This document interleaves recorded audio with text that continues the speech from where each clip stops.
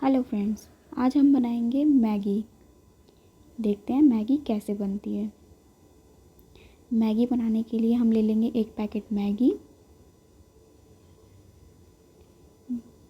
अब मैगी का सामान ले लेंगे: धनिया, मिर्च, टमाटर, प्याज, लहसुन और ये मटर।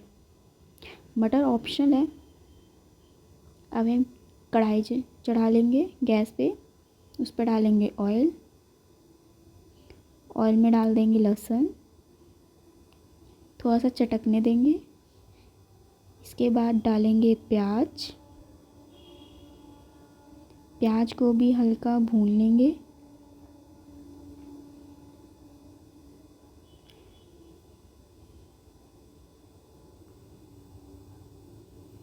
देखिए हल्का सा फ्राई हो चुका है।